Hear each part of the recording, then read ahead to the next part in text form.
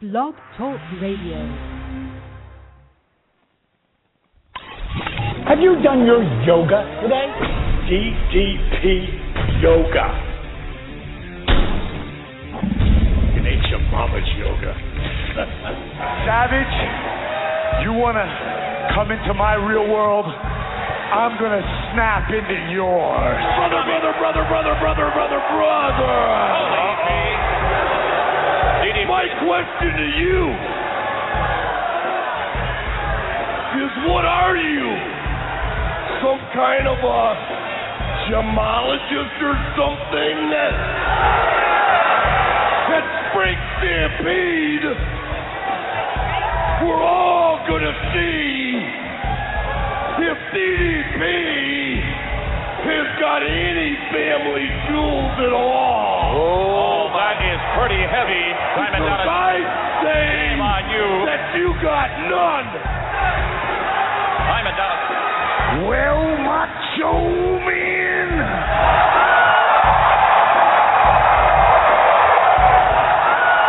I guess we're going to find out at Spring Stampede. Wait a minute. And don't forget to bring your little bimbo Liz. Whoa. Because since I'm bringing the lady, you might as well bring the tramp.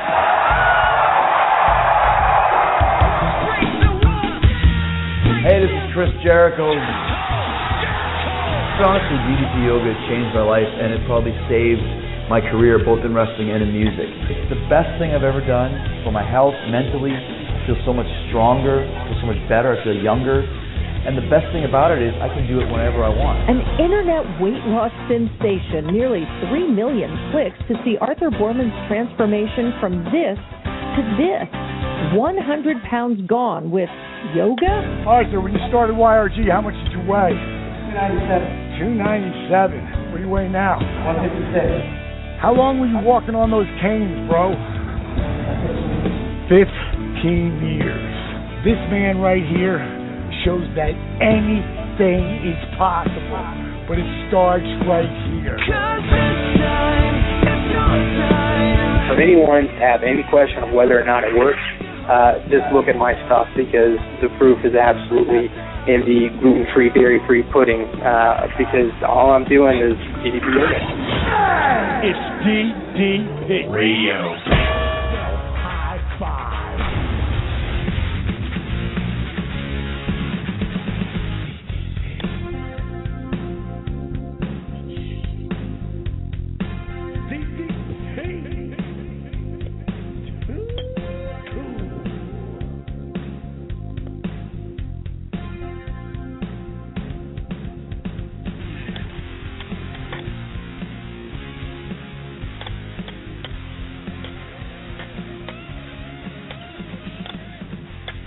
Good God.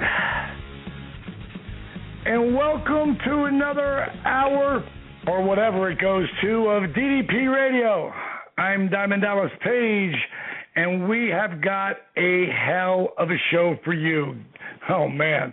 It's going to be an awesome show. I know this is off our normal day.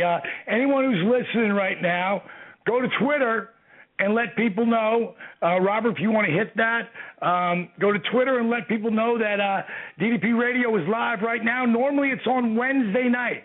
Every Wednesday night at 9 o'clock, and we will replay this tomorrow at 9 o'clock Eastern Standard Time, because that's when we normally run the show. But I changed it up this week because I got a special guest, and on Wednesday nights from 9 to 11, he's at acting class. So I don't want to take away from that. And I'm glad that we got him to get on here. And we're going to bring him on in just a little bit. But what I'd like to do before I do is I want to, first of all, say Sparky cannot be here tonight because he's at a hockey game, and he has to be there for that. But he will be returning not tomorrow, but the following Wednesday back to our side. But we do have the lovely Stacey Morris. How you doing tonight? Hey, I'm doing great, DDP. How about you? I'm awesome. Really, I feel great. Hey, one of the things I wanted to smarten people up about, you've got an awesome online site, StaceyMorris.com. Tell everybody, if they go by there and they follow you, what actually they can get on that. Well, they can get, first of all, a lot of recipes, and actually I just made the best banana cake ever of my life, and it's gluten-free. I'm going to post the recipe this week. But I also talk about, because I'm a recovering emotional eater, I talk about the whole picture, about how to not eat when you're frustrated and unhappy, and all the insights I've gotten from my dieting career. It's all there.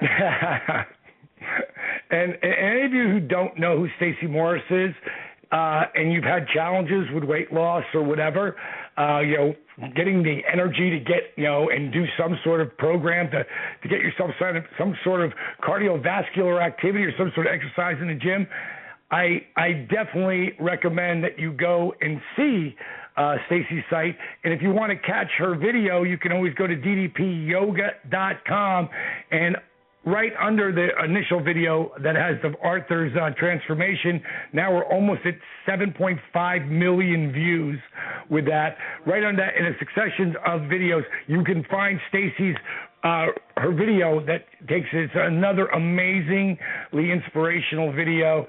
She lost 185 pounds in 18 months, and she is absolutely, someone you want to look to when it comes to inspiring and believing that anything's possible. And I totally recommend anything that she says as far as what to eat, because she has mastered it. And Stacey, as you went through what the eating plan is, which is really a combination of 3 and 4, did you ever feel like you were on a diet? No, I didn't, and I deliberately did everything I could to not make it a diet, because I wanted something I could live with and really enjoy. So it's definitely no diet, prison kind of a vibe at all. Prison kind of vibe. I like that. Yeah. I want to make a few announcements before we bring on our guest. And they are, for starters, I want to say who's going to be here next week. And if you're a tag team fan, one of my buddies who was in the WWE for a couple of years, his name is Shad Gaspar, and he was one of the crime time players, and he will be on next Wednesday, and he is a really inspirational cat, big time. And he's been out in Hollywood. He's been writing his own stuff. He's been in quite a few movies right now, and still getting out there and getting his wrestling on as well. And he will be our guest next week. Want to let everybody know about that, and want to really thank everyone who even shared the video. If you didn't have any money to put in and help Jake out, that don't matter. If you just shared the video and let people know, what it was all about with Jake Roberts, he had no insurance. Everybody knows Jake's story, but we really have just given little video clips here and there of what we're doing, but no one's really seen like the before and after, and it isn't an after yet. It's actually a during. And we needed $9,200. It was around that figure for Jake's surgery on his shoulder.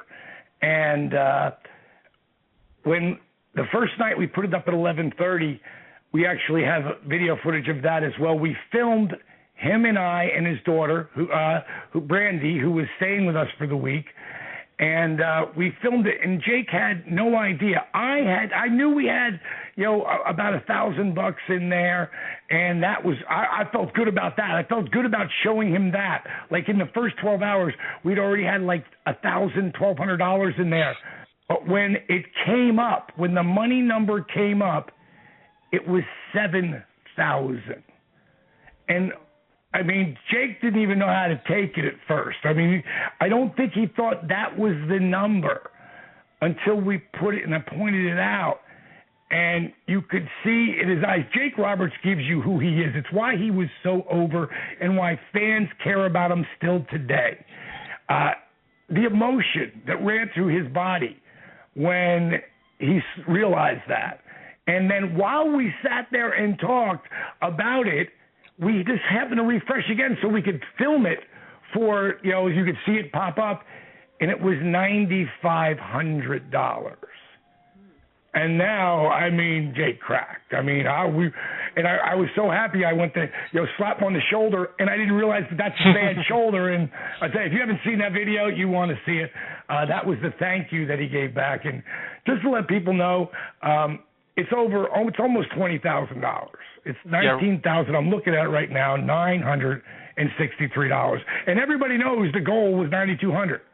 So that means that people wanted to be a part of this resurrection of Jake the Snake. We have changed the title of the movie to Never Give Up, but It's Never Too Late, the resurrection of Jake the Snake. And we're really sort of hoping at some point we could put Ann Scott Hall. That's something that we're trying to work on, and we've hit a monster adversity because Scott stepped out again. But he was right there for a while. That's why I didn't want to tell anybody, because he wasn't in here till he was in. And, we've been talking with the WWE, and you guys have no idea how much the WWE really tries to help anybody has any kind of addiction problems, has any kind of problem with pills or alcohol or drugs.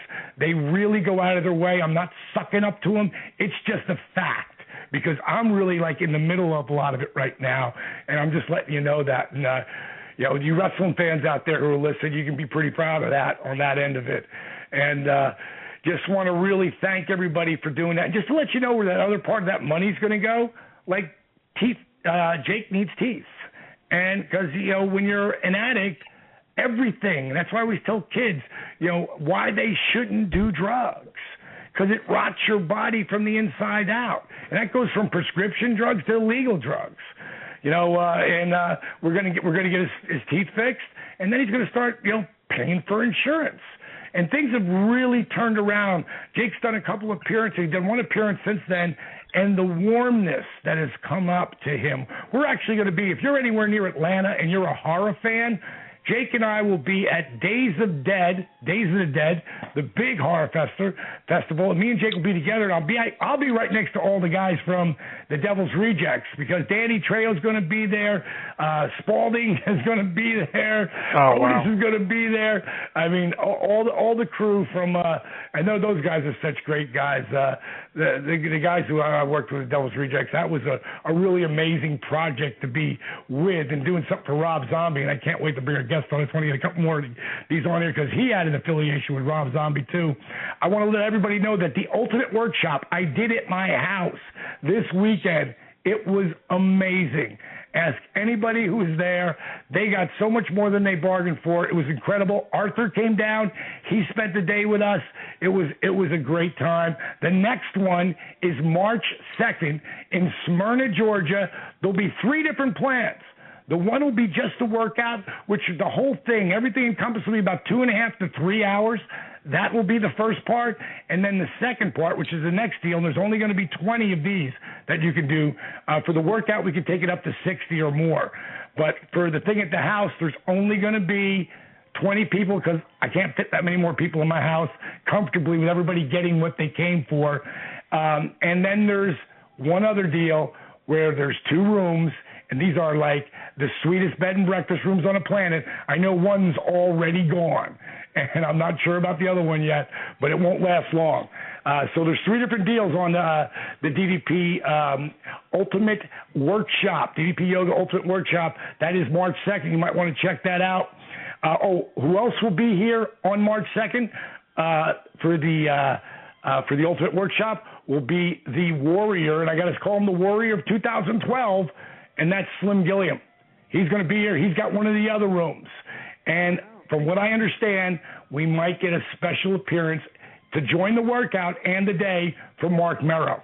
He's going to be in town, so I'm looking forward. I hope he can get over. Right now, he's about 90% going to be there. I want to remind everybody that the retreat, the DDP Yoga retreat in July from the 10th to the 15th, it's going to be a blast. We've got so many amazing people. There's a couple extra spots left. I have to add a couple more because we've got so many amazing people coming. And I know Arthur's going to be there. Stacy's going to be there. Stacy, you're bringing Bill, right? Yeah, I'm bringing Chef Bill, and he's going to be cooking some amazing stuff this year. Because that's one of the things. We don't just work out. You know, we work out. You can work out once a day or twice a day. It's your call. You know, we eat amazing food. We have cooking and baking classes. And Chef Stacy's man, Chef Bill, he's awesome. He made a couple amazing dishes right there. It took like 35, 40 minutes, and they were off the charts. We're going to have baking classes and all of that. And we just don't, you know, eat good and work out hard, but we also party. And that's part of going to Mexico. And we just might have a special guest of the Snake Man himself. You know, we'll see how everything plays out, but maybe Mr. Roberts might be there as well. I want to thank all the people on Twitter. DDP Yoga Twitter is over 35,000 right now and going strong. Facebook is over 15,000. And Team DDP Yoga, we're right at the cusp of 15,000 members, which is so awesome. And all of you guys who are listening tonight, if you're doing any kind of voting thing, I'm going to ask you. I don't ask many people to vote for me on stuff because I don't normally do these contests. But this is for DDP Yoga. This is the Shorty Awards. And Stacy will be throwing up little blogs up there during the time someone wants to hit that button and pop out and throw a vote up there. You got to put a little something. You have to say something so they know it's not just a vote that's thrown up there. But if you guys would go and vote on the Shorty Awards, it's shortyawards.com. That's SHORTY Awards, AWARDS.com/DDP Yoga. We're in first place right now, but, you know, I want to get people, you know. But we got till February, I think. But, you know, this is a big award. This is all about the social media. Who has the most vocal social media network going? And we have between DDP Yoga, at DDP Yoga and at Real DDP, and the Facebook DDP Yoga, we got a pretty strong social networking system going here, and I would love you guys to reach out and vote.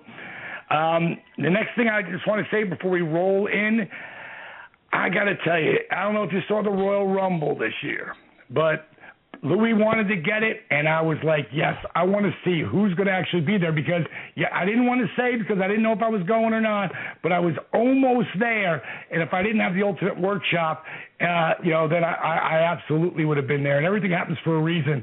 But I got to watch one of the best Rumbles I've seen in a while, and I was blown away when I really started to really, like, take in all the WWE superstars that are actually, you know, vocal about doing DDP Yoga. It was like blowing my mind. You had Goldust out there, Titus, Zack Ryder, Kane, Santino, Sheamus, you got Brodus, Damien, Miz, Ryback. A lot of people don't know, but Ryback, when he came back from his surgery, Ryback, his besides his weights, because he obviously lift weights, but the art of his strengthening his leg and his core was DDP Yoga. If you don't believe me, he can't really say it because it's Feed Me More character. It doesn't really fit.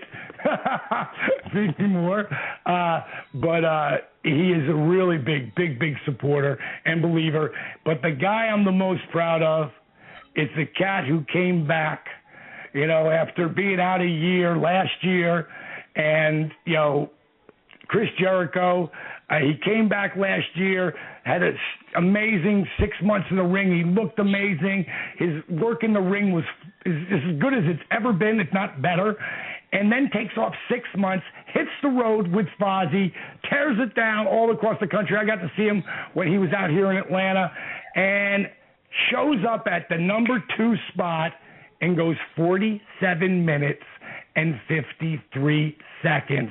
He hasn't wrestled in 6 months. Man, looked amazing. And this DDP Yoga is the only workout Chris Jericho does. I'm so proud to say that. He has been an amazing supporter throughout this whole thing.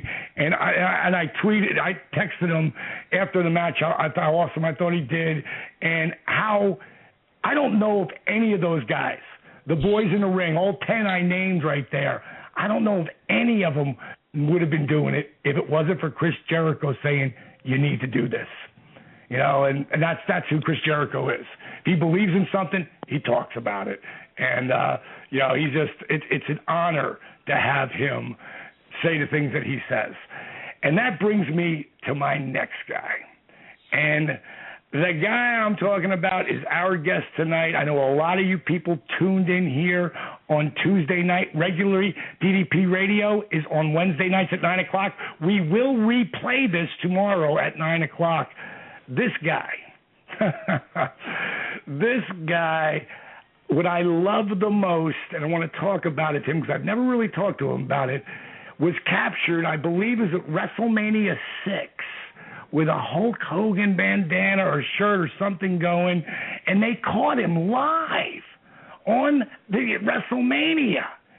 And then he goes on to become a 4-time WWE champion, a 7-time World Heavyweight champion, a 2-time WWE Tag Team champion, a 12-time world champion, 5-time Intercontinental champion. What hasn't he done? The master of the ladder match and the spear. Please welcome, and wait a minute, and now TV star of Haven on Sci-Fi. Please welcome the one and only Edge. Welcome to the show, bro. You think you know?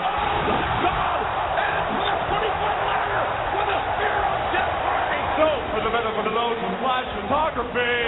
No. The barricade.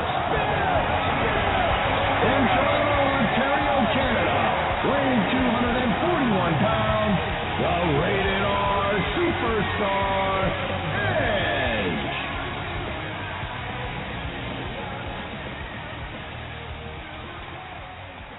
How are you, Edge? I'm very good. Can you hear me? I hear you perfect, buddy. Oh, good. Good deal. After that introduction, I got some stuff to live up to now. I think you're doing pretty good, brother. I want to let everybody know, if you've got questions for Edge, all you got to do is hit Stacy in the chat room, and she will send them over. If you want to talk, now it's going to be a little while because we're going to talk for a while, but we will get to you if you do get on the line. And you can call in at 347-994-1216. So that's logged in there. Stacy, hit that on the chat room. And, dude, I had the honor of being, I believe, the first top main event guy coming into WWE to have that match with you and put you over in the middle, dude. I tell you, man, to be the guy who, you'd already started. You were on that rocket at that time. They were hit. They knew you were going to be the guy, and to be the guy that was passing that torch over to you on that match we had that time, dude. I never really told you that. It was a real honor for me.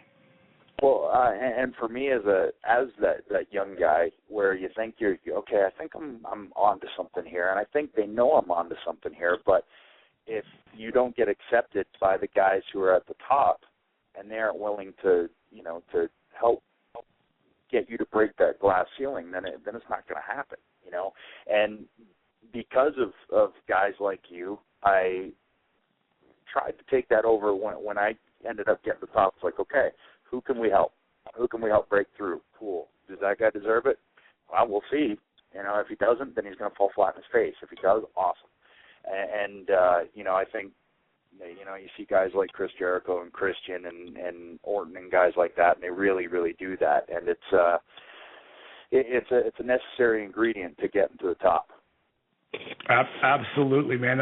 And I mentioned it right in the beginning as I started the build up of you. The moment, it was WrestleMania 6, was it? Yeah, WrestleMania 6, Skydome, Warrior and Hogan. And I believe you were a Hogan fan, am I correct? Yes, yeah, I was a die-hard, dyed-in-the-wool, Hulkamaniac. I was wearing my Hulk Rules tank top. I had a horrible mullet. Just feathered, just so feathered. And it was like it was a bad, helmet. And I was engrossed. I already knew that I wanted to be a wrestler. That was already decided, but to feel the energy in that audience that day, I'd never felt anything like that. And I'd been to some shows. I'd been to Maple Leaf Gardens a lot. But that day I was like, oh, I have to be on this show.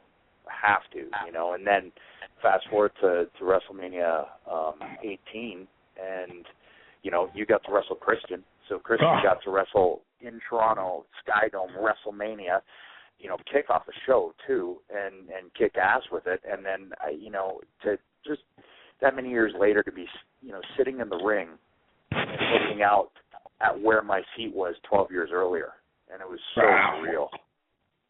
You know, and you've heard it a million times. Guys have come up to you, and women have come up to you and said, it's been my dream. I just want it so bad. I want to be a wrestler so bad since I was a little kid. And I'm sure they said, I was you. I was that kid. I want this. But I don't really think they know or really have any idea the work and the dedication and the drive and the persistence. And I mean, there's so many words, tenacity, that it takes to go, especially, I mean, I would love to listen. We had a couple of good lunches or dinners, wherever we were at, when you and, you know, Jay, Christian, would talk about those early days. Share some. I remember the ice rink stories, you know, not having, tell the people some of those stories. Well, you know, it is interesting because, you know, you do hear that a lot. You do hear, I want to do it, I can do it, I can do it. And hey, more power to you. You know, that's awesome. If you're going to do it, do it. That really is the key to me. And then once you start doing it, you know, you said you know, a lot of those words. One of them is perseverance too, because there's going to be times where you see yourself and go, what are we doing? Like we drove across this one lake. I love this story. We're going to this place called God's Lake Narrow, and you got to cross a lake that takes an hour to drive across, so you can't see land when you're on this thing. Wow. And for an hour, you're there with a van full of wrestlers. One of them's Rhino, who at that point is 325 at like 6 feet tall. You know, so there's enough weight as it is. And then you throw in, like, there's 12 of us. You know, and then you got Tony Condello, our little promoter, he like Papa Geppetto driving this thing, and you're going, this is eerie. Like, there is nothing. All you see is orange pylons to tell you where the road is, because if you go off that, you're probably going to go through the ice. And then you see tractor trailers that are in the ice, and it's wow. You go through stuff like that. Then you get to the show, and it's minus 72 Celsius. So what is that? What is that? What is that in hours? That's about minus 40 Fahrenheit. Oh. So you get into that, and all of a sudden you're like, oh, okay, the lines freeze up, power goes up for a couple of hours, so you all huddle together in sleeping bags. You're staying in the home ec room, and you're making yourself craft dinner as your meal for the day. And then you get out and wrestle in front of, 50 people. And, awesome. Try stupid things like, springboard moonsaults to the floor. Like, I never did that in the WWE. But I decided, hey, this is what you gotta try. You gotta do stuff. And, all of those things, it really just strengthens your resolve if you have that mindset. And if you go after it, and that's one thing that I've learned in life. It's if you want something, you better commit to it, because it's not going to happen unless you commit. Absolutely, and the work ethic that comes in. Like, how many times did you feel like, or let's say the doubt, because someone starts a workout program or an eating plan, a diet per se, and they second guess themselves. How many times did you think, God, am I ever going to make this? I mean, did you always say, I'm going to make it, and that's it? There was no question. Honestly, there was no question, and I've second guessed almost everything since. But the one thing I never second guessed was if I was going to make it. Wow. And I always said I didn't feel it was a cockiness. I really just felt it was a confidence in my drive to get there. Because I seriously focused on nothing else. Like, that was it to me. And I'm thankful that what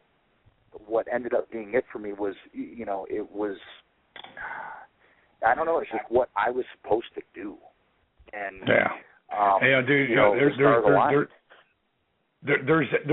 there's a pretty big handful of us who make it to that spot that you feel this was my destiny. And when I started wrestling at 35 and everybody laughed their ass off, I tried it at 22. It just didn't work out at the time. But coming in there and starting to do it, and then get my rotator cuff torn and I'm fired, and at that moment, that's where I really, oh God, man, what am I doing? And I just said, there is nothing that's going to stop me from getting back there. And it was like 9 months before I ever came back. And Kimberly was like, babe, you need to get another job, because, this ain't going to happen. And if she was 30, she probably wouldn't, have this attitude. But she was 23, and I said to her, I said, babe, if you don't believe in what I'm going for, don't let that door hit you on the ass on the way out. Yeah. And that was just because I that's why I wanted, there's a point where you say, there's nothing going to stop me. It's going to happen. And if you're listening out there, that's really what it takes. It takes that kind of tenacity. And so what was the shining moment that you said, like, when you got there? Like, what was the phone call? How did it come down? It was an interesting, once again, I was on an Indian reservation in northern Canada. This was in Ontario, and we were in Cat Lake. And it was on a summer tour. So we would take these 4-seater pontoon planes and land on the lakes. And they used to have to wait out the planes. So they would put this guy, Joe Legend, who wrestled in WWE quickly as Just Joe, and they would put me, and then they would put the pilot, and they would put a midget in with us. Of course. Of course they would. So you would have the four of us, and I mean, if you dropped 20 feet, I mean, it felt like 2,000. It was just, you felt every little thing. So we fly into this town, and we went fishing that day, and it's just like, it's untapped. Like, you dropped a line in without a fishing rod, and you caught a fish, kind of thing. We come back with 36 fish. I remember every detail of this day. So finally, I'd been in contact with WWE, with Bret Hart, with Carl DeMarco, who was the Canadian president at the time. And they kind of got word that this kid from Toronto was starting to make some waves and stuff. And there was a message at the sheriff's office, and it was the only phone in the reservation. And they got it to me that, they had a contract waiting for me down in Stamford after the tour. And so I'm talking to DeMarco in this little shack, in the middle of nowhere, like literally the middle of nowhere. We're talking 24 hours north of a city. And, finding out that my dream, or at least the beginning of it, is really going to come to fruition here. Wow. Yeah, it's pretty, never forget it, that's for sure. So I know that you and Christian have been best friends for how long? Oh, wow. We met in the 6th grade, so I think it's 28 years now. That's amazing. I mean, and you guys are the same as you ever been. I've been around you at the beginning. I've been around you, at the end of that run that you guys had. And, one of my favorite people, and my WrestleMania moment is with Christian. And, coming into Canada, all you have to do is encourage the people a moment, and you're going to be the babyface no matter what. Yep. But when you guys were heels, you were heels. And no, you did your best. Like Christian they loved him, but they would boo him when we were together. And man, it just made magic for me. Going out, as I went out of the WWE to going out with him, especially WrestleMania, it was an awesome moment. It's one of my favorite matches. And we had nothing, any hype on it, and we had the people. It was amazing. Anything when you're doing that, and your buddies.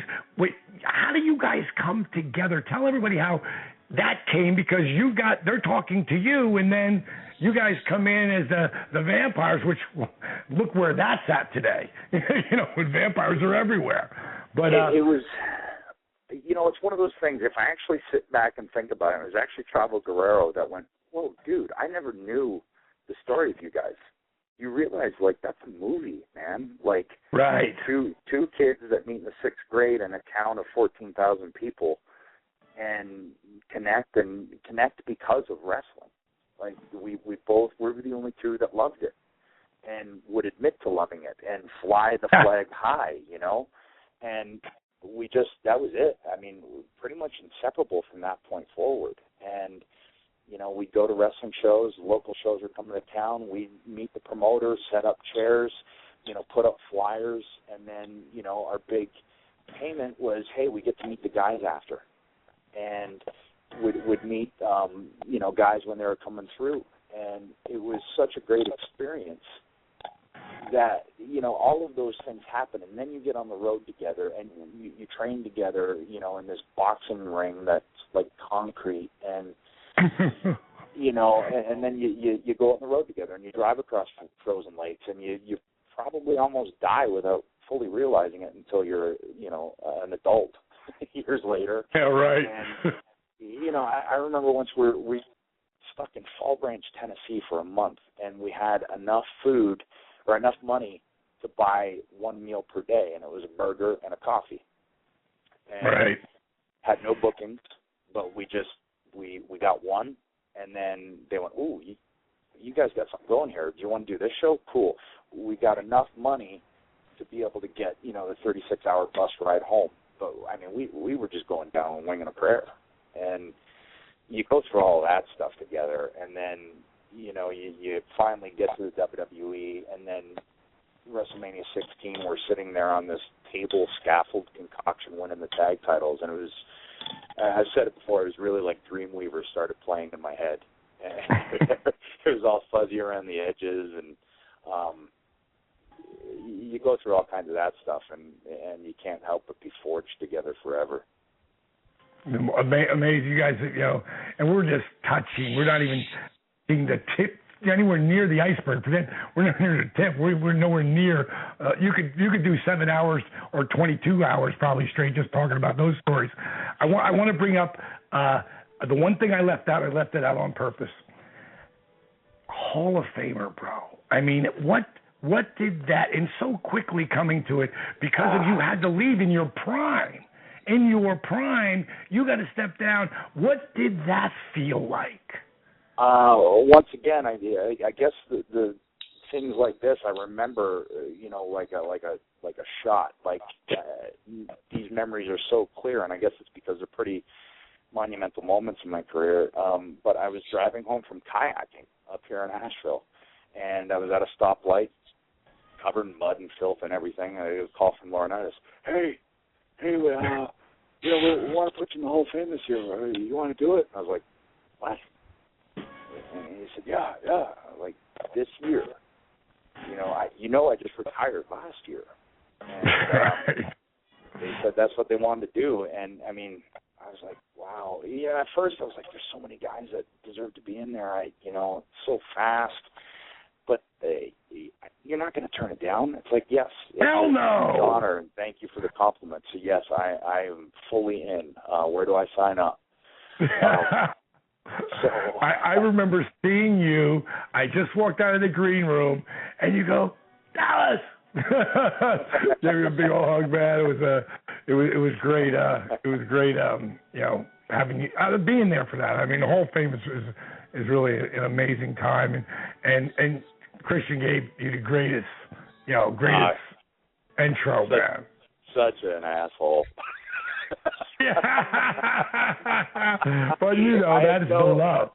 That is the love, brother. All right, man. And we're going to bring some callers on. I just want to hit two more things. Your acting career. You made the transition right in. How did that happen with Haven? How did that all come together? Oh man, it was a happy accident. It really was. You know, when I first found out I had to retire, you know, I went into off the grid mode. Was going to grow a huge beard, just sit up here in the mountains and do nothing. I got a call from. I seriously was. I was like, man, I just need a break. 20 years on the road, I need to decompress. Then I got a call from Austin, and he was like, okay, I'm going to tell you what I did when I found out I had to retire. And, you know, he said I went off the grid 3 years. Just sat down on a ranch in San Antonio, didn't really see anybody, and it was the worst thing I could have done. And it really resonated with me. I was like, ooh, wow, we're in the same boat here, so I'm going to listen. And if Stone Cold Steve Austin's telling you something, you want to listen. Absolutely. Damn right. He's going out of his way, too. You know, he calls me up, kid, what's going on? It's like, you know, so we had a good talk, and it really kind of kicked my butt into thankfully being open to doing Haven. And I got a call, it was like 2 days after I retired, once again, John Laurinaitis, hey, do you want to do a part on Haven? I'm like, yeah, actually I do. Yeah, let's do it. I'll go and live in Halifax. Yeah, that sounds like fun. You know, flew up there, and they had originally just written the character to be 2 scenes, thinking that, you know, maybe I'll crap the bed, not knowing what they were getting kind of thing. And halfway through the first scene, they wrote 2 more scenes for me, so I ended up in 4 in that first episode. By the end of that episode, they said, can you come back for 3 more episodes? I went, yeah, I'm in. And then that turned into 7 episodes this last season, and into this recurring character, and it just kind of happened. It wasn't planned. I don't have an agent. I never, you know, set out to be an actor or anything. And then I just started having so much fun and realizing that I needed that creative outlet still, you know, whether it be writing, whether it be painting, whatever it is, I still need to get those creative juices out. And I can't do it wrestling anymore. They won't let me. So, all right, what do I do? And this literally plopped down in my lap, and it was like, well, let's give this a shot and see. And it's been so much fun. Dude, it's so, that I'm so glad that Steve and I have been best friends for 20 years, and I could just see him, kid. Yep. What do you got planned? I can hear him. Because he obviously more than genuinely liked you. You know, he cared about you enough to make that call, and that's awesome. And now the reason why we didn't do the show live tomorrow, because normally DDP Radio is on Wednesday nights, but we're going to replay this tomorrow. So anybody's listening and want to tell some of your friends about it, you can check it out, and you can catch us tomorrow. We're going to replay this. But you got your acting class on Wednesday. I do. What's it once a week? Is it a couple times a week? What are you doing with that? A couple times a week, and I'm a few weeks into it now, and it's been definitely opened my eyes and my mind to a lot of different ideas. You know, going into anything I've done, whether it was that WWE movie where I had no idea what I was doing, and I still don't have an idea what I'm doing, don't get me wrong, but at least I've started to gain some experience, and anytime I've been on a set, I was like, okay, help me, please. Ears, eyes wide open. What do you need me to do? Direct me. Like, I have no problem with this. Just tell me what it is I need to do. So going into the 3rd season of Haven, I still hadn't, taken any classes, anything like that. This year I thought, okay, I got this second neck surgery. I got some downtime.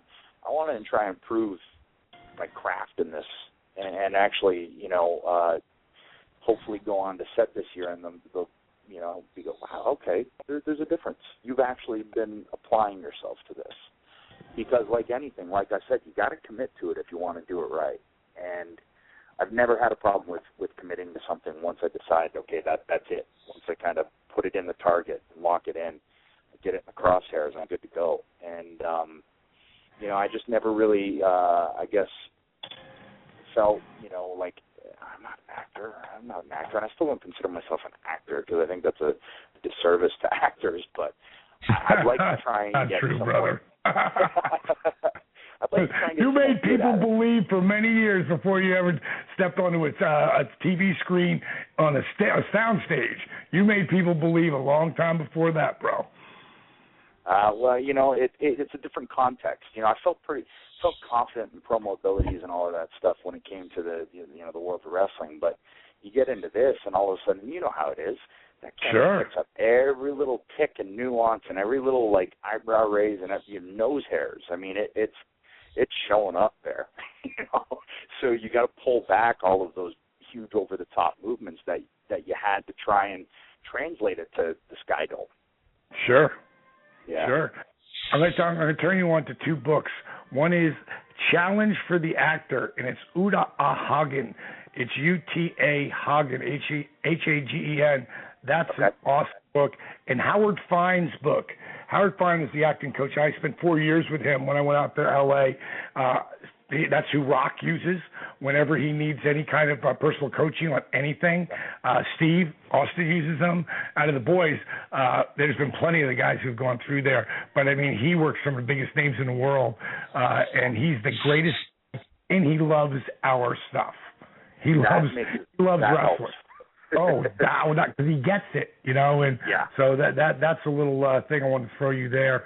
Now we got to get to, you know, how many years I tried to get you to do DDP Yoga, and then I hear Edge is going to do it. I go, no, he's not. I asked him for years to do it. What made you finally make that move, bro? Well, here's the deal. I remember like years ago, you telling me, bro, you got to do this. It's gonna help you. And I was always like, oh, I'm so tired. I want to get home and sleep. It just whatever excuse I could come up with to validate not doing it in my mind. I did it. I validated it for myself. And it was one of those things that when I finally had to retire, and I was like, okay, I'm eventually going to have to get neck surgery here. What am I going to do after this neck surgery? Everyone keeps telling me that, yoga is the way to go and everything. I was like, wait a minute, I got to talk to DDP about this because here's the thing that I can relate to. It's like with DDP Yoga, you and I were the same size. Right. It's not like I'm watching some, 100-pound girl twist into a pretzel. It's like, no, okay, this is feasible. Like, I see the videos of Arthur, and then I see him on the DVD, and I'm like, number one, I want to hug that guy. He's awesome. He's amazing, and it's attainable, and that's what I think for me was always one of the things too. It's like I can't do that. I'm a somewhat flexible guy, and I'm an athlete, but still, it's like, man, I think that might be out of my wheelhouse. And once I realized that it wasn't, that it was possible, it was feasible, and because you hear, okay, ex-wrestler, there's probably not going to be much that intimidates you, but the idea of it at first really did intimidate me. And I let the limitations of, torn Achilles tendon, torn pec, 2 neck surgeries, I let that, push me away from it until I finally realized, hey, I got to get some flexibility here. I want to get some strength in different forms. I'm not worried about, I want to be fit is really what it boils down to. And, moving up to Asheville and the change in the lifestyle and, mountain biking and kayaking and all of these things, the DDP Yoga, I knew, especially once I started, I was like, oh, this was the last piece of the puzzle that I needed, the breathing and the relaxation of it. And also the fact that I don't care what anybody says, you hear, a 5-second squat, and you think, oh, okay. You do a 5-second squat. It's friggin' hard. it jacks your heart rate up. Those 9-second push-ups, they will beat your ass. And I don't care how big you are, how strong you are, how much of an athlete you think you are, it's going to get your heart rate up. You're going to break a sweat. If you're doing it properly, if you use the dynamic resistance properly and really, work against the air instead of, trying to throw around a bunch of heavy weights. Because I tell you, I've done that too. And I never felt as energized, as fit, and also as, and this is not even 3 months after my second neck spinal fusion surgery. And I can get into contorted shapes just in 3 weeks of doing this that, there's no way I did in the middle of my prime of my career. I wouldn't have. And that's for Chris Jericho. He called me up after 3 weeks. So that's where I made that move. I was like, people say, well, how long will it take me to feel something? I said, you'll start to change in 3 weeks. And it might be 2. And they're like, seriously? I'm like, I'm just telling you what everybody tells me and what I went through. I mean, Chris called me up, and he goes, Dallas, he goes, I've only been doing this 3 weeks. I started with 3 days a week. Then I went to 4. Now I'm at 5. He goes, I'm like addicted to this. He goes, I feel like I've got like 85% pain free. He goes, and I said, listen, bro, when you come through LA, come by, work out with me. And he did that twice. He did it again. He did it like 2 weeks later. He came in. And it just took it to just a little critiquing things I do at my workshops that I do or whatever. But when it's one-on-one, it's like a whole different planet, you know. And we hung together. We ate together. He called me up 3 months later, and he goes, I got to tell you, I'm 100% pain-free. He goes, I thank you so much for bringing this to me. I was like, dude, I thank you so much for doing it. You know, so...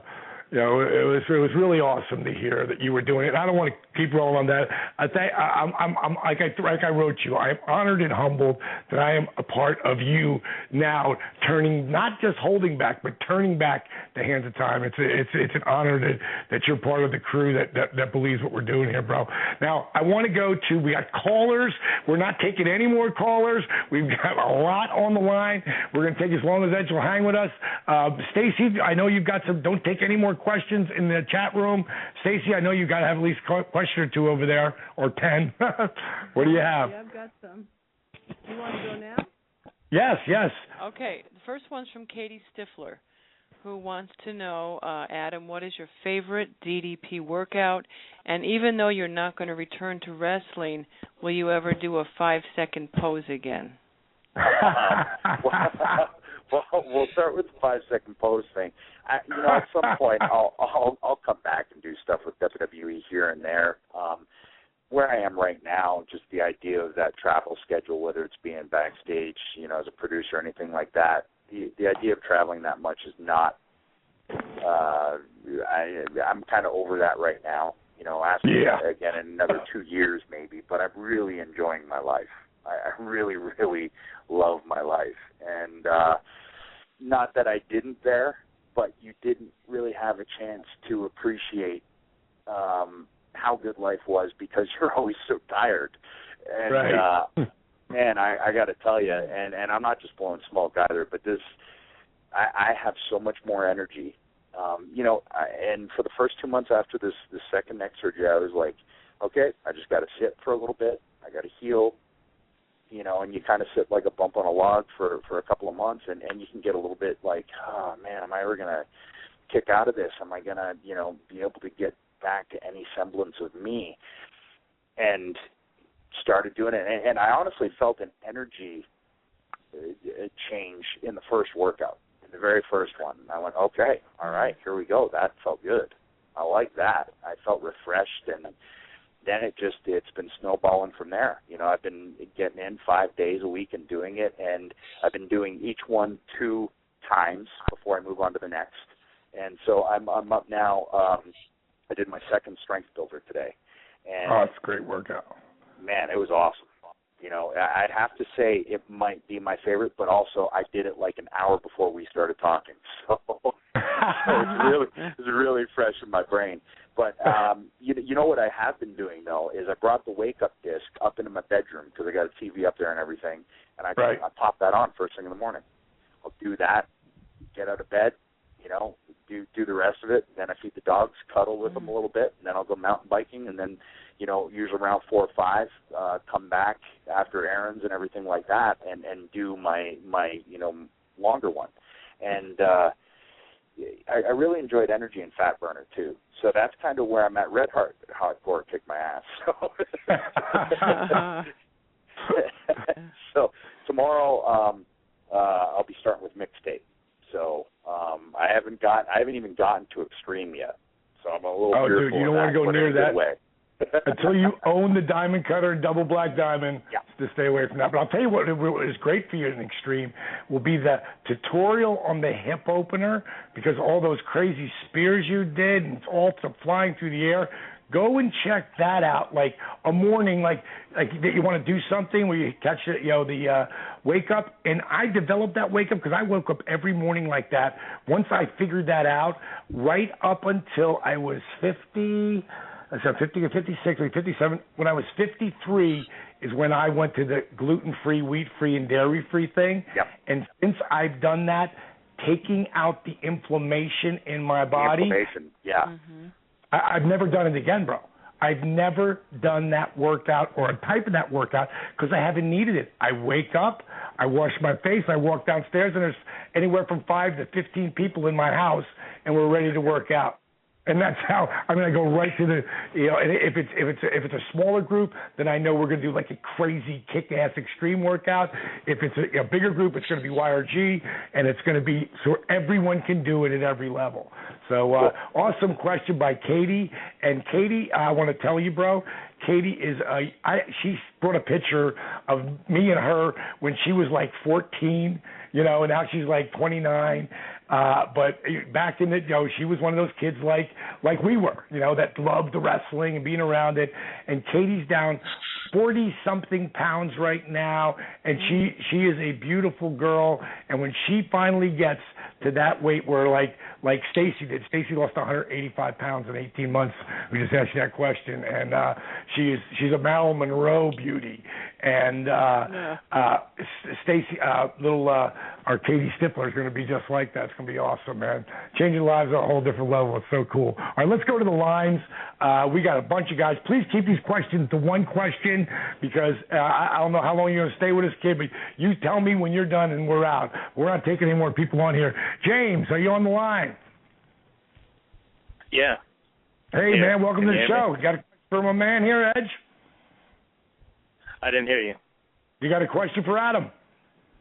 I do. I just wanted to say that no matter what I get out of this, this is going to be a life-changing event because you're my favorite wrestler of all time, and I'm a diehard fan, no matter what, Attitude Era or, the PG era.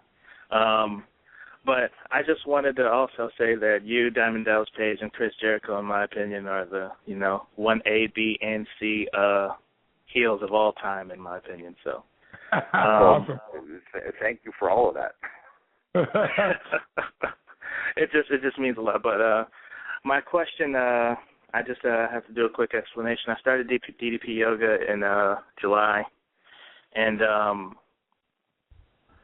I had started school, and I was trying to do a lot. I was really motivated, and I was in the gym and doing all the things that I needed to do, and I just wanted the results really quickly, doing everything gluten-free, and I just got too ambitious, and I was lifting really heavy in the gym, and I ended up injuring my shoulder, and that's what Jake did. But go ahead. I begged him not to go to the gym. I swear to God. Man.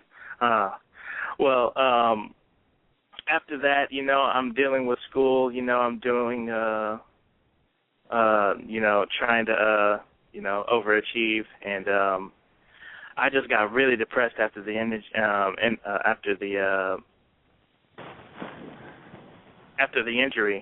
and I just stopped. I stopped everything, and I ended up failing out of school. And it's DDP mentioned tenacity earlier, and I'm a guy that I have a testosterone deficiency. Nobody knows that really, but yeah, I do, and I develop. I naturally I don't produce as much testosterone as the average guy, and so that's not a part of me. I deal with a lot of chemical imbalances, so I just want to know, how do you find a balance? Because I deal with a lot of peaks and valleys in my life. There's never really any middle ground. Either I'm really up or I'm really down. What do you do to find balance? And anyone can answer this question or chime in, It really means a lot to me to find this. Adam, how do you do it? I tell you what I do is I seriously wake up every morning and go, you can wake up and go about this day two different ways. You can, be sore, or you can be worried about whatever's happening or whatever and get bogged down in that. And I guarantee you're going to attract more negative things. To me, it's like a tuning fork. and you can tune it positive or negative. And that stuff is going to attract to you. But if, man, I wake up and I hear my dog snoring, and I'm like, yeah, this is a good day. And I may still stub my toe, but I'll laugh about it instead of, start cursing and swearing. And, I mean, I've been extremely thankful with how my life has worked out. But no matter what, you're still going to have some times, like I said with this last neck surgery, I was like, ooh, man, another surgery. Oh, gosh, I'm 39, second neck surgery. This is going to suck. And I got bogged down in that for a little bit, too. But then I realized, okay, hey, just got to knock the dust off, get up, and start doing some stuff here, And everybody can do it. Everybody can do either or. And it can be tough at times, but it's possible, man. And dude, I mean, I couldn't have said that any better, man, because it's all about having a positive attitude. I'll share one thing with you I learned from a guy named Pat Croce. Pat Croce, Cliff Notes, went from the guy who had a physical therapy business. Well, he was taping the ankles of the 76ers, the Philadelphia 76ers NBA basketball team. He went from taping their ankles to owning the team. Now, it's not all his money, but he's the face that owns the 76ers, taping her ankles to owning the team. And he wakes up every morning, claps his hands together, rings them out, and says, today is going to be a great day. And, man, I swear to God that works. You got to start the day with a positive attitude, and that's on you, James. I hope keep me posted. Get back on the mat. I've never known anybody who got off that mat and said, boy, I wish I didn't do that. But it's getting there. Write down the goal 3 days a week and start there. Set yourself up to win, bro. Thank you so much for calling in, James. Have a great night, brother. Thanks a lot. Thanks, man. Hope it helps. Kevin, are you there, buddy? Yeah, I'm here. Okay, man. You got a question for Adam? Hey. Yeah, how you doing? This is Kevin from Jersey. How are you, DDP and Ed? Doing good. Doing awesome, good, man. Jersey boy. Yeah, you know it.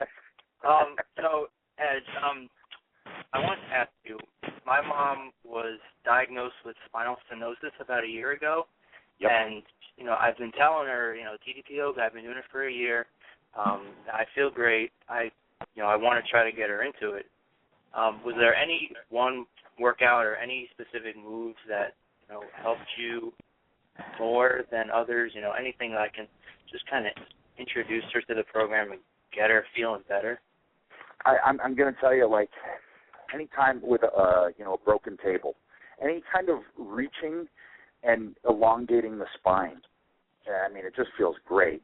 And cat arch and cat lift, the relief that I feel every time I do that, I'm like, oh. And I'm not honestly not sore, but when I do that, I feel even better.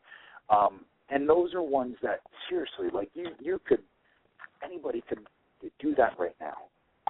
Anybody can do, the cat movements. A broken table, it's going to get challenging after a little bit, but it's still feasible and doable.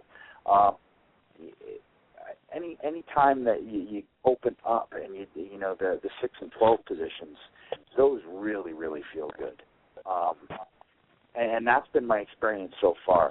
I also like space shuttle a lot too, and when we stretch the arms back and really get into those shoulders, because that's all the area where I used to carry my tension and where, a lot of my problems stemmed from with the stenosis, and especially it was in my left arm. And, I'm doing stuff seriously. It's not even 3 months after surgery. And, I mean, sure, they've made great advancements in neck surgery since my surgery in 2003. But, I'm able to get in positions. I'm like, I should not be able to do this yet. This is awesome. It's not going to hurt her. It's not going to hurt her. The only thing it's going to do is benefit her, and it can be a slow and steady process. We talked about, like, kind of the 3-week type thing, and I seriously, I felt the difference after the first one. It's what I really enjoy about it, too, is that you can modify it, and I love the fact that someone on the disc always modifies it. So you can start there, and you don't feel bad about, if get, stay in that thunderbolt for too long, well, that's okay. That's awesome. Thank you so much for coming in, Kevin. I hope that helps you out.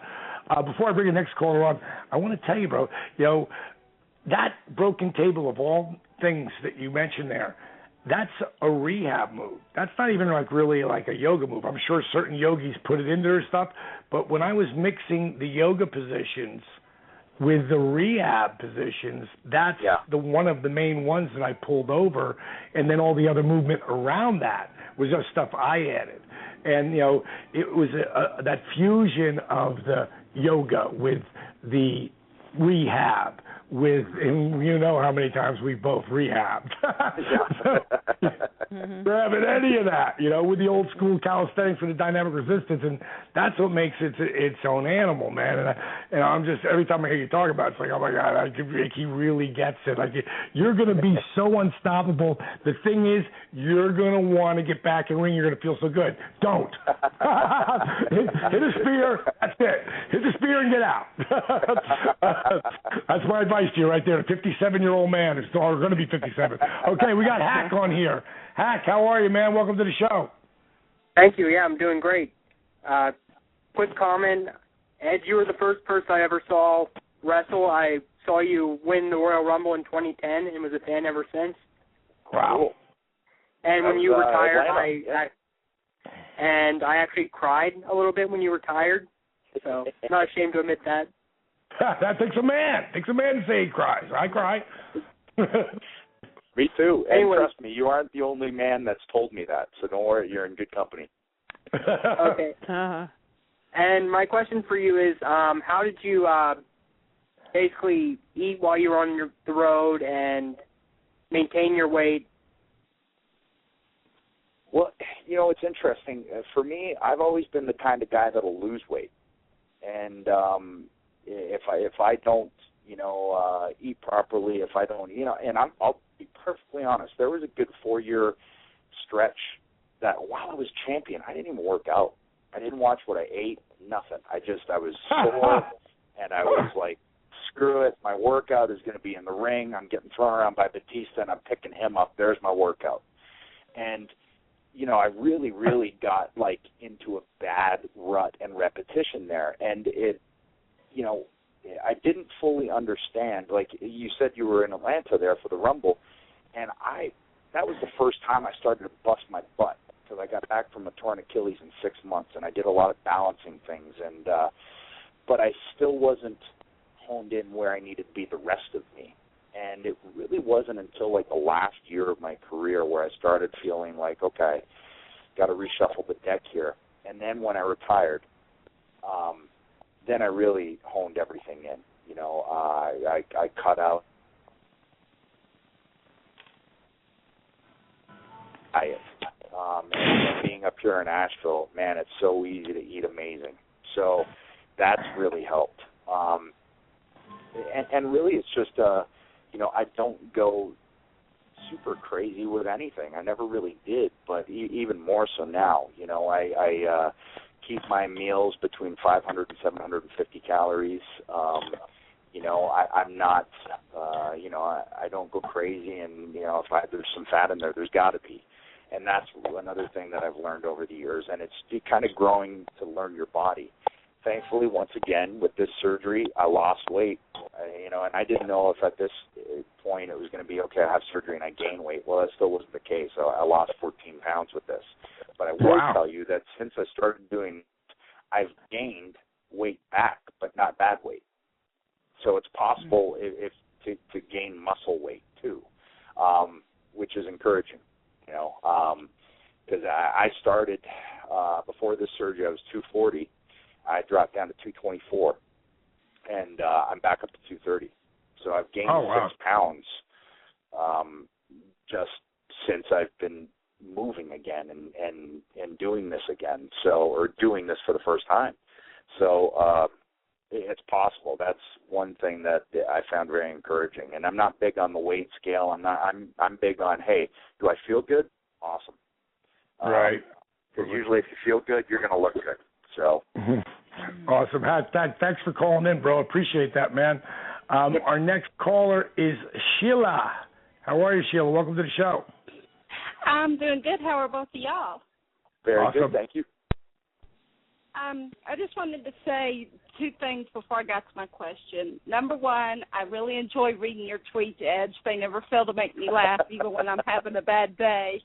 And two, I'm hoping to meet you in Boston, since I've never did get a chance to at WrestleMania 25. Oh, okay. Well, the wheels, yep. My question is, I had back surgery in June, and me and my roommate, we worked at a stressful job where we have to lift a lot of could be up to 100-pound dogs. What would be a good exercise to help strengthen our back, but at the same time help me get back into shape? I got to tell you, the one I just did, Strength Builder, it's going to strengthen your core, so a red hot core, but it's really aimed at lower back and hips, and your hips are so important to gaining lower back strength. If your hips are all jacked up, then it's going to be tougher to lift stuff. I got an old. You speak of lifting dogs. I have a really old yellow lab, and he can't do the stairs anymore. He's 85 pounds.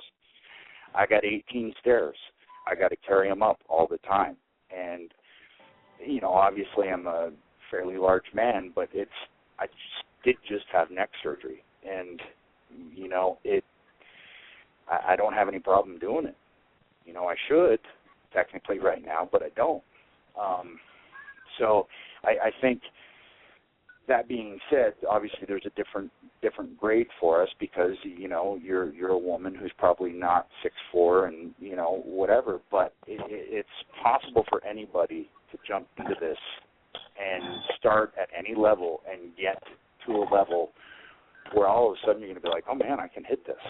Like the three-legged dogs for me, those have been difficult, but each day I see it, it's like, okay, that back leg's getting a little higher. So don't be discouraged, because it's hard for me too. What? No, that's awesome. Great answer, Sheila. Thank you so much for calling in. Our next guest is, God, I haven't talked to him in forever, man. He was one of my favorite people, and he's one of the guys who worked out with me when we would go to a ring back when I was first starting, when I was 35, when I was, trying to get that break, just trying to really to learn. And he got out there and worked with me a lot. We got Scotty Riggs on the line. Scotty, what's up, brother? Hey, my old friend. How are you?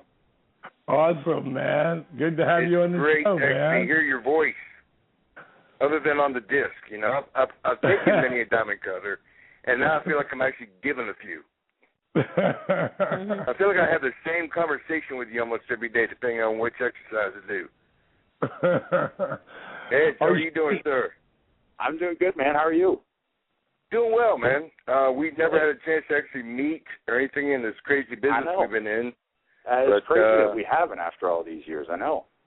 But it is an honor to have listened to some of your stories. I've been on hold here for just a little bit, but it's definitely cool to hear your voice and speak to you for the first time.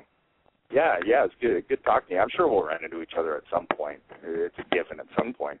That's the craziest thing about the industry is you never know when you're gonna bump into somebody. Well, yeah, here's the deal. We'll run into each other in like Omaha or something. Yeah, exactly. Or Cedar Rapids, Iowa, or something like that. Yeah.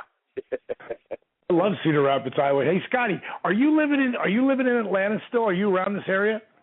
Right around Hilton Head in South Carolina. Okay, when you're coming back in, when you're coming into the ATL, send me over a direct message, or I think you can get my regular email.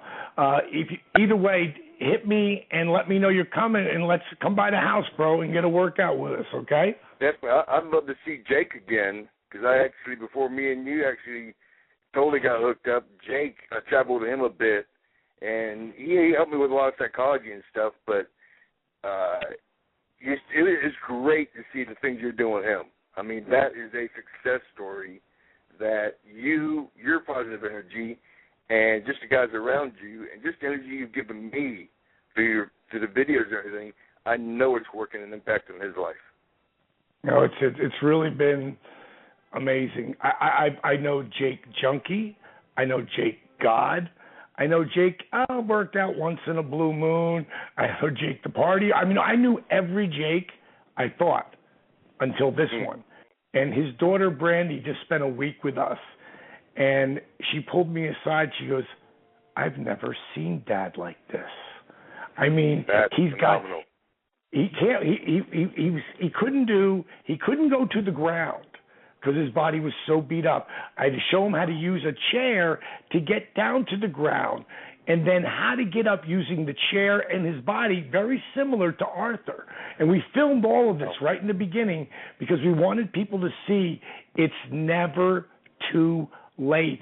And when he got here, I told him, I said, Jake, I will do this with you. I will bring you into my home. I'm buying a place in Atlanta.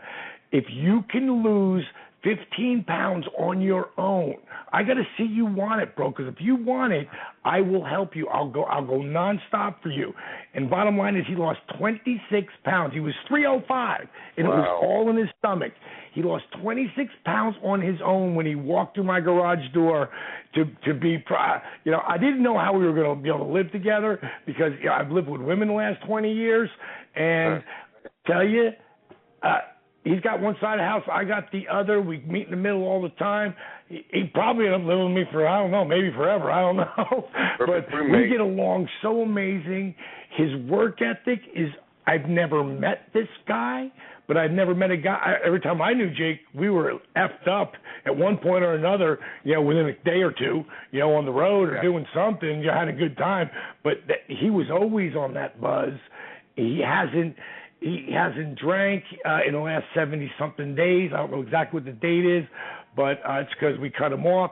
Anybody who's listening, if you want to see the resurrection of Jake the Snake, there's a trailer we started, and it shows bits of that first day, and then it goes through. Go to DDP TV. Just search that on YouTube and start with that and start to look at the dates of when we put these up there.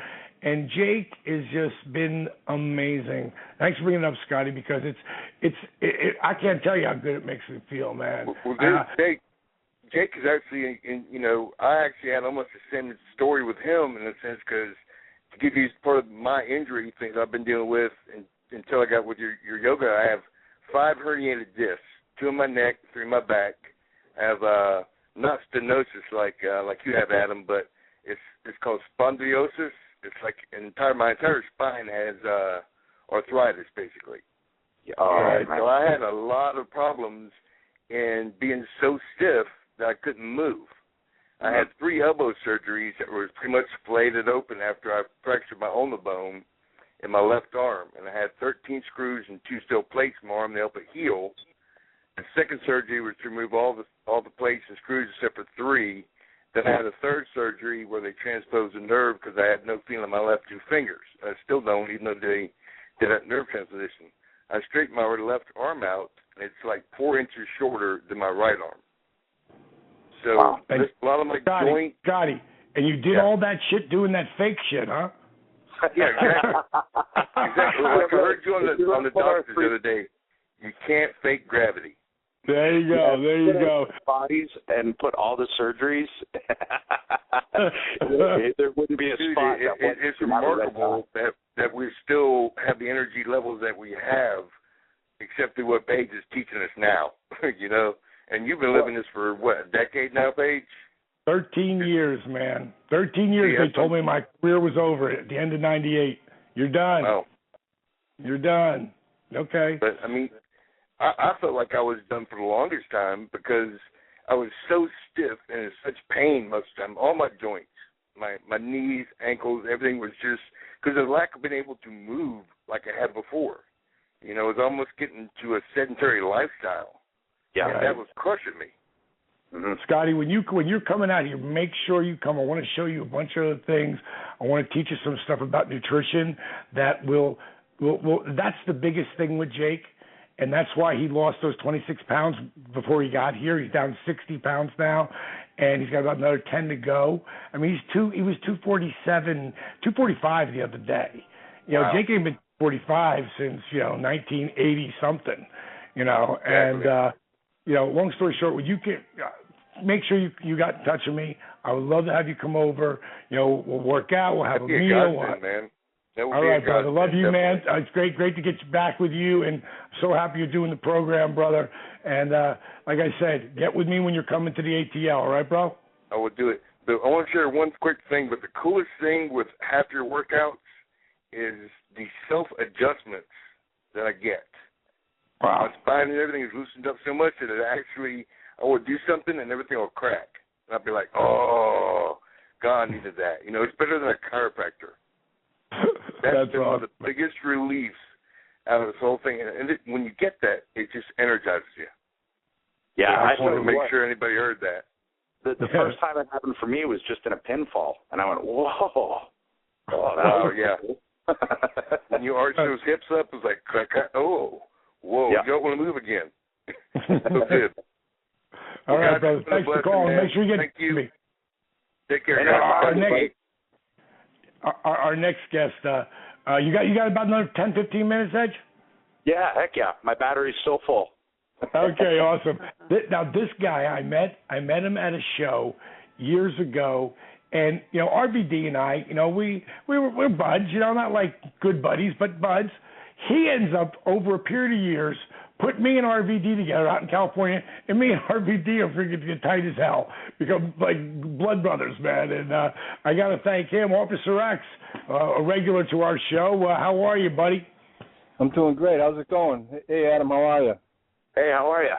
You might not remember me. I met you a million times being the cop at the show out here in Massachusetts.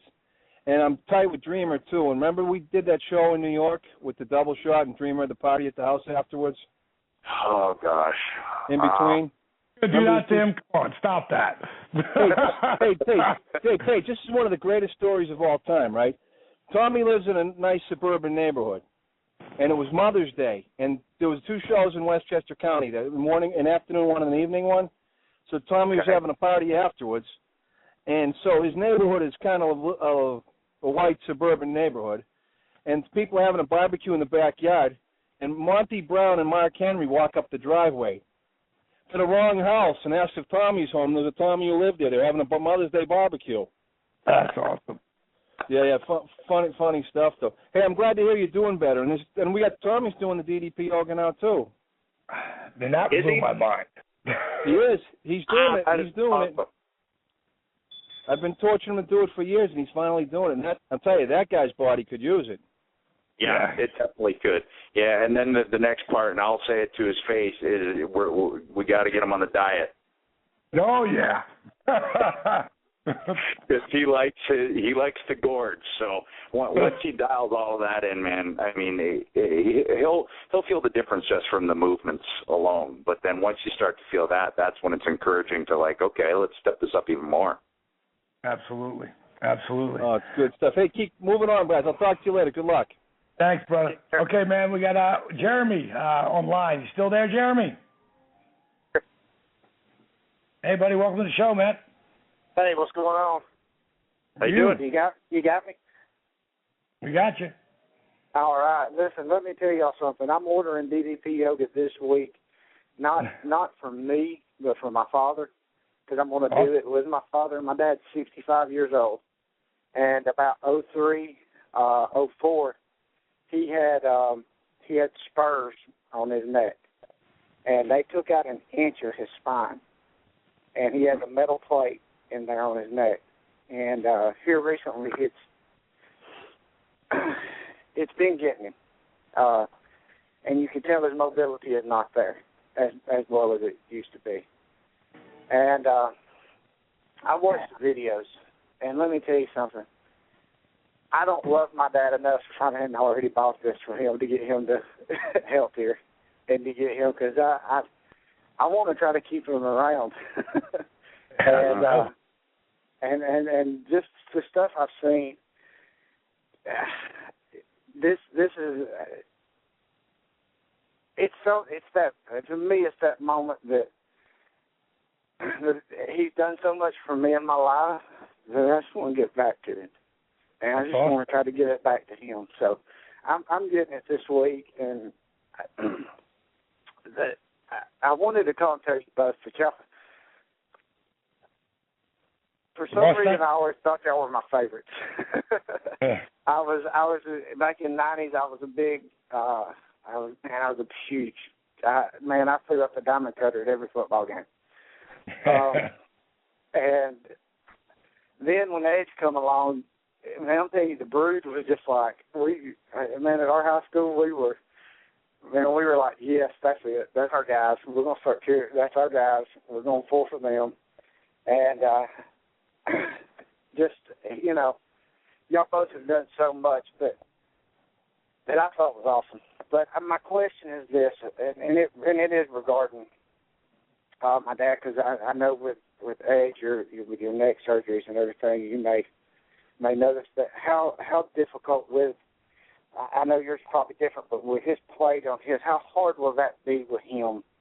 My dad's 65, and how hard will that be with that? I mean, will he be able to? Well, I'll give you what I think, and obviously being 65 will play a part into it. But like we talked about, you can modify all of this. Start off in a comfortable position, but where you're still opening everything up.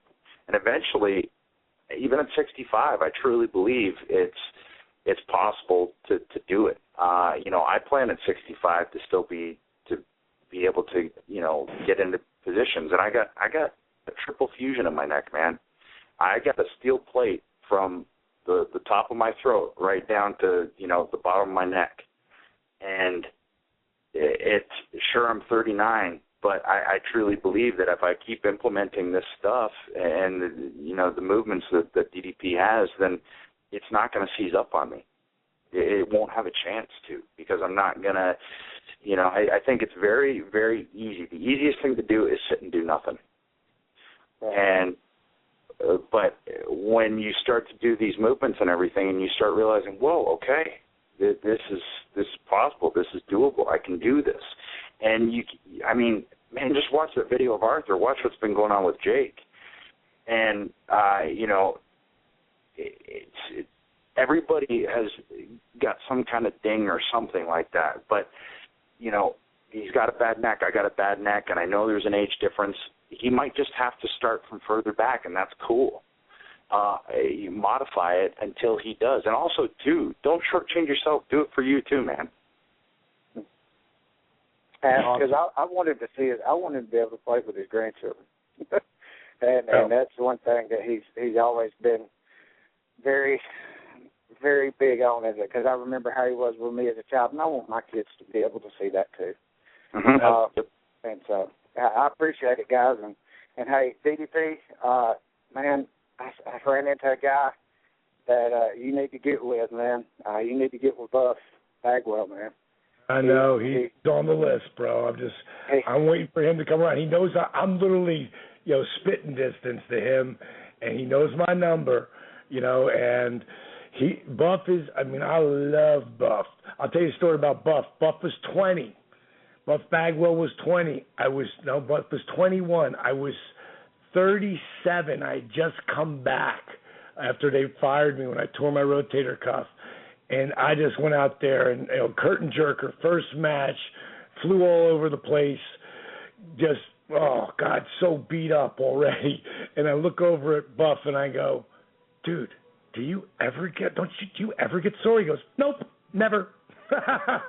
Like, you're 21. Of course you don't. But today, I'm still 16 years older than him, and I know he looks amazing, but his inside his body, he knows where I'm at. All he has to do is reach out, because I reached out. God, I reached out numerous times. How many times to you, Adam?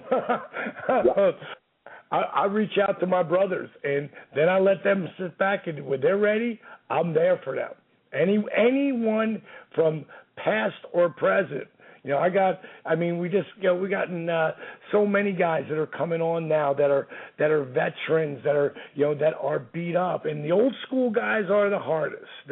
So Jake, when Jake can put his foot over his head, and let me tell you, he can't lift up his left arm, not yet. He can lift up a little bit, but with his right arm, He pulls that. He's working on pulling. He's going to have that foot over his head by the time we get to WrestleCon at up in that WrestleMania. We're doing the big WrestleCon up there in Jersey, and we got 3 booths all together.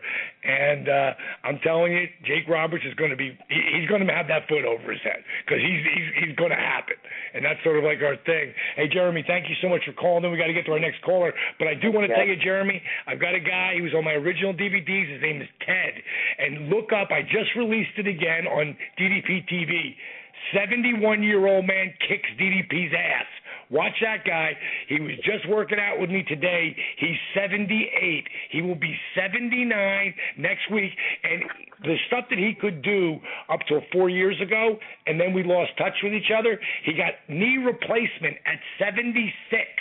And when he first came over to my house 2 weeks ago, he was like, Diamond, I got to move slower. I'm getting older, this knee. I'm like, hey, fuck that, Ted. You follow me. I'll follow what you can do, and you check your ego. In 2 weeks, he said, oh, my God, you're right again. I'm feeling better. I can feel a difference. I go, look what you're doing. You weren't doing that last week. So he's 78. But it is. Modify. Wear a heart monitor. You don't want his heart rate going too high. It's really important. All right, buddy. Thanks for calling in. Next call, we got about, how many? I think we got 4 more. Is that it? I got Jason. Jason on the line. Got Jason dropped, man. So we got to go to the next one, which is Erica. Erica. Hey. Hey. Listen, I want to thank you guys. First of all, I know I kind of got like a bootleg copy of your stuff, but I appreciate it.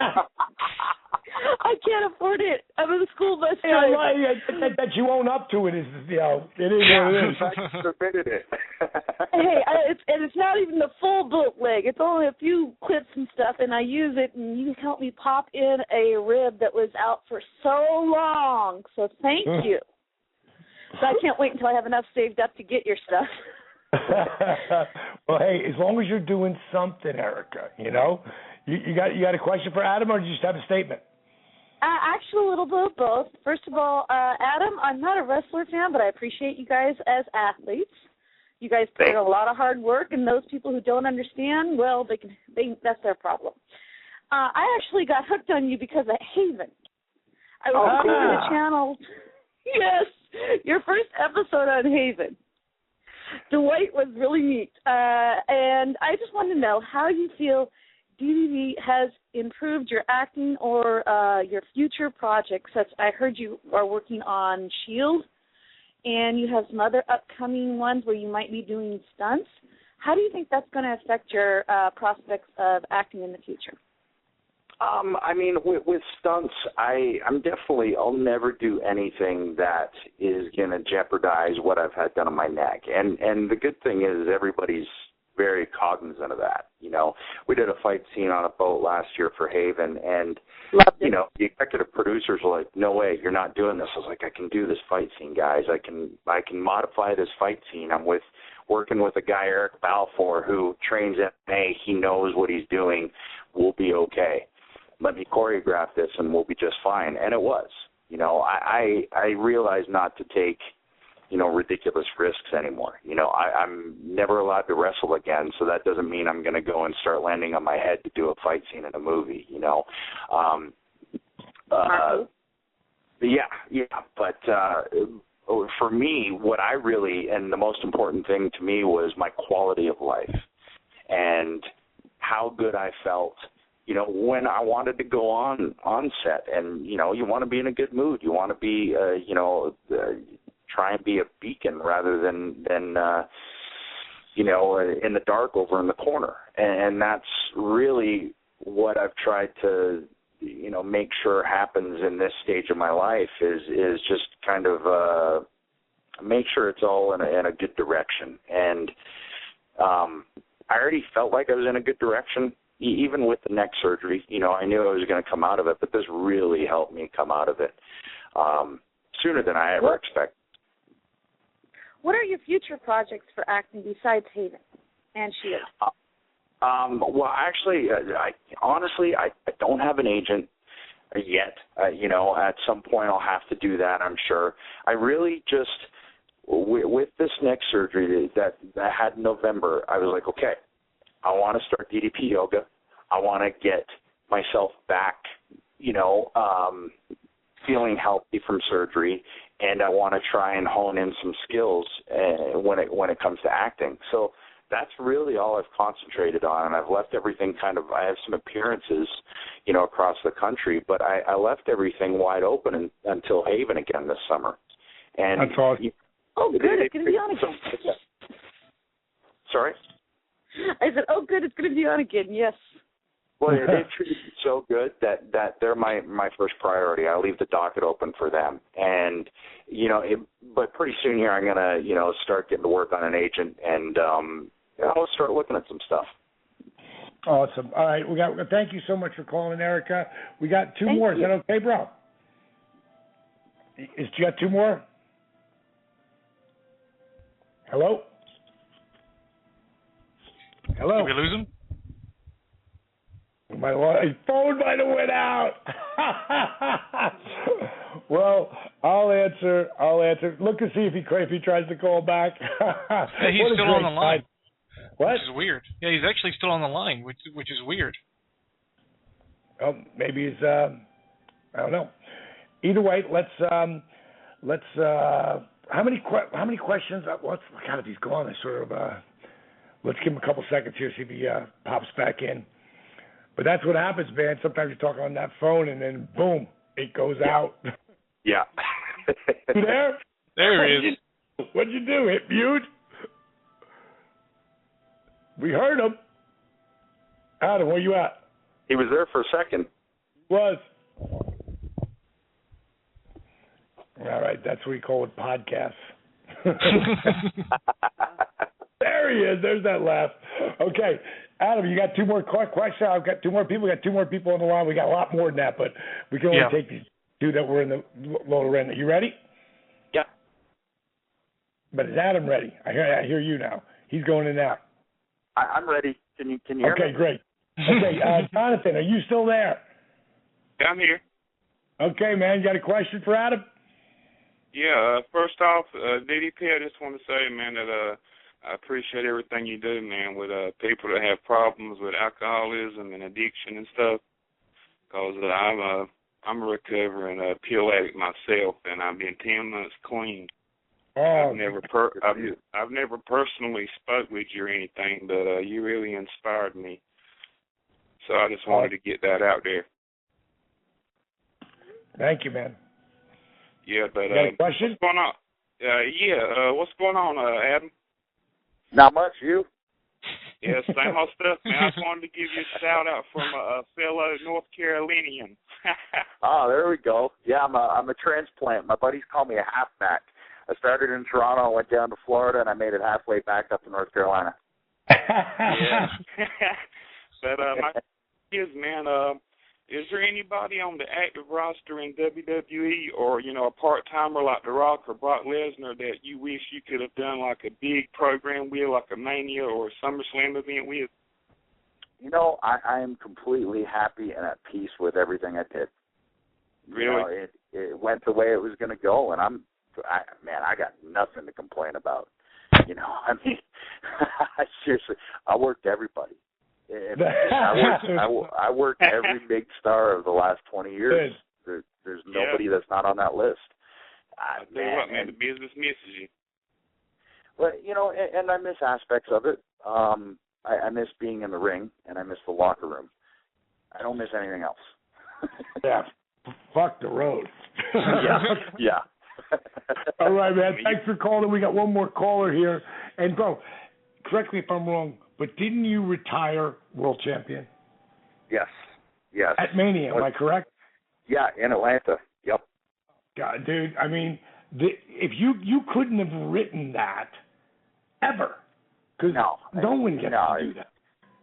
No, and honestly, if I had known everything that was going on to the extent that it was, and we knew the news that we were going to get, then I wouldn't have wanted to, because that's how it is. You return the favor kind of thing. But Absolutely. Then it just kind of worked out that way, and I was like, whoa, so I'm retiring as champ, huh? This is interesting. Hey, dude, the whole ride you had with him, it has been unbelievable, and it's just starting all over again. And I see some big things for your acting career just because who you are and you just the way you carry yourself and the way people like you, and because you're a real person. We got one more question here from Tonya. Then I want to go to one from you over there. So pick the best one, Stacy, and then we'll crash out of this.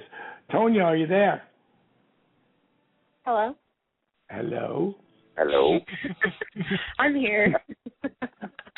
How are you guys doing? Good. How are you? Good. I'm doing good.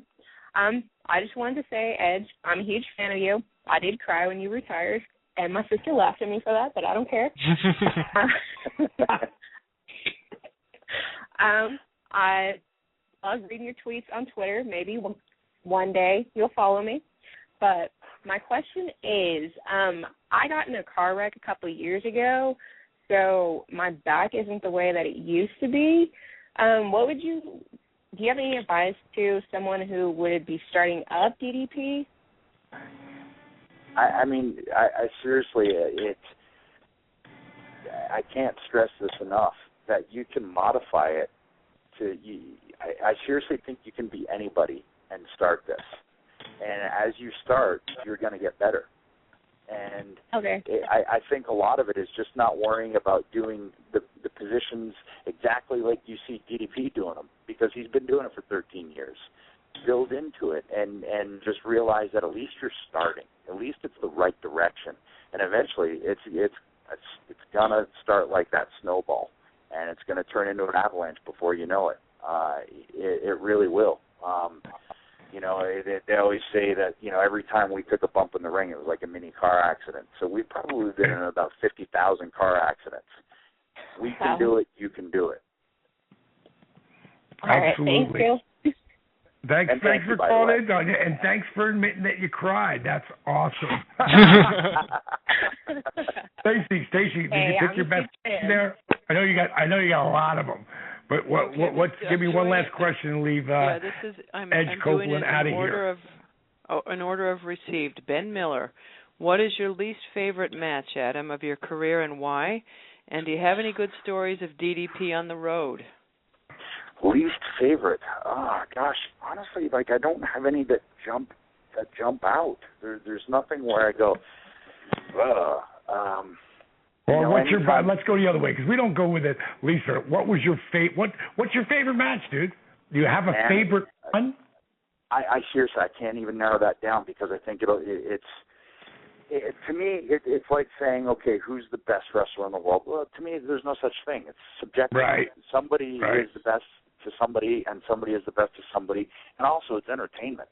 So it's not like who's going to win the Super Bowl. I mean, that's truly the best team, and even then you're going to have intangibles and luck, involved. But with this, I've never been able to say I got a favorite match, or I got, that was my favorite opponent, or any of those things, because I had so many great opponents that it's not fair to just narrow it down to one. Because there's certain guys that could do certain things amazing, and then maybe not do it as something as good as another guy that could do, so there's just so many. All right, well, let me ask you this, because I felt this, you felt this, the moment you were the world champion. That definitely stands out. That you can't mimic or replace, because that, right? And that's being given the tip of the hat. That's like, okay, you've worked hard, you've done good. Here you go. Now do something with it. Right. And dude, that's a special moment that it is of all the moments that you get out there. We had I want to tell you a little about Ben Miller. I'm glad you chose that question. And this guy is, I really like him a lot. He's got a lot of heart, a lot of drive. He started this Donate Your Weight, and he started it on Twitter. Yes, that's him. That's Ben Miller. And so, I'm going to put this up on the front page probably tomorrow or the next day. I just haven't had any time to get it together. He sent me an awesome little 2.5-minute video about, members of Team DDP Yoga who's just starting out, or maybe you're in the middle of, and you want to do something to be a part of something bigger than yourself. Benny did this a couple of years back, lost 100 pounds. He had quite a bit more to lose, but he was doing it by himself. And in that video that's going to be on the page of Team DDP Yoga, and I'm going to put it up and give a little front verbiage to his thing so that I can put it on my DDP TV viewing thing as well, because I want all my 20,000 members to be able to see it. And he donates his weight. So if he loses 5 pounds, he gives 5 pounds of food to a homeless shelter. And everybody can do it wherever they're at. So they're doing their own thing, but they're part of a big group. And he fell off and he gained the weight back because he was trying to do it by himself. And you don't really know about this, Adam, but I put this site together called TeamDDPYoga.com, and the people there really, really care about each other. Katie Stifler, who just called in, and she texted me, and she said, "I'm not down 46 pounds, I'm down 58 pounds." So, but there's so many. Stacy Welcome people. Arthur's on this site. Arthur, if someone writes to Arthur, he writes back, because when it came to someone buying, or I don't even say buying, investing in the DDP Yoga program, and if they put the work in, I really help them. Just like I'm working with Ben, I work with Stacy, I work with Arthur, I work with so many people, and they don't pay me anything. You get the program. If you put the work in, I'm all about helping you. If you don't put the work in, I don't have the time. But Benny had asked me if I would put it up there to make people more aware of it, to maybe put together a group of people that are doing the Donate Your Weight. So, Ben, I'm so glad that was of all the questions. I'm sure you had a lot of questions there, Stacey, that asked that one. That'll be up there in the next couple of days. Anybody wants to jump on board of that, of Team Donate Your Weight, you can do that with Benny Miller in that group. Adam, I want to thank you so much, man. You know how I feel about you and have since the first day I met you. You were all you Canadians. I mean, all of you. And I mean this, because I don't know a Canadian that I didn't say had the most character on the planet. I mean, all of them that I have met, and I will include Chris Benoit in that group of people. A lot of people don't talk about him, especially in WWE. I will. He was a solid man. He just lost it. And just to let people know who don't know this, when Chris Benoit died, his father gave his body to a college to do all the autopsy. Chris Benoit had the brain of an 85-year-old Alzheimer patient. So there's a very good. Actually, I just watched it yesterday. There's a documentary called Head Games, and Chris Nowinski's heavily involved in it. And you can watch that. You're going to get a whole different perspective on what Chris may have been going through. Oh yeah, and I mean, he was as solid as the day is long, but all the Canadians, they've always been men of character, stand-up cats, man. And bottom line is, it's an honor, like I said to you, that you're doing the program and talking about it.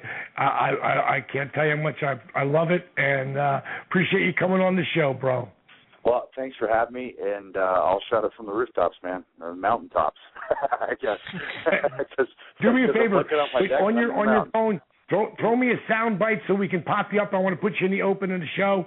If you pop us on there and just email it over to me. Thank you so much, Stacy. You're the best. Robert, thank you so much for staying long here tonight. Everybody for calling in. This will be airplayed again tomorrow at 9 o'clock on DDP Radio. You've been wonderful. You've been marvelous, bud. See ya! Tipped it today, man. That was a great workout, man. The power bomb set up by Page.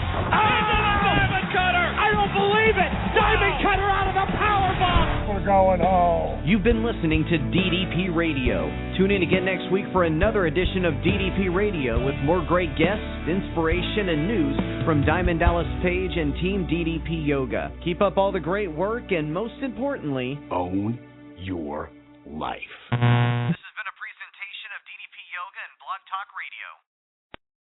Life. This has been a presentation of DDP Yoga and Blog Talk Radio. Life. This has been a presentation of DDP Yoga and Blog Talk Radio. Life. This has been a presentation of DDP Yoga and Blog Talk Radio. Life. This has been a presentation of DDP Yoga and Blog Talk Radio. Life. This has been a presentation of DDP Yoga and Blog Talk Radio. Life.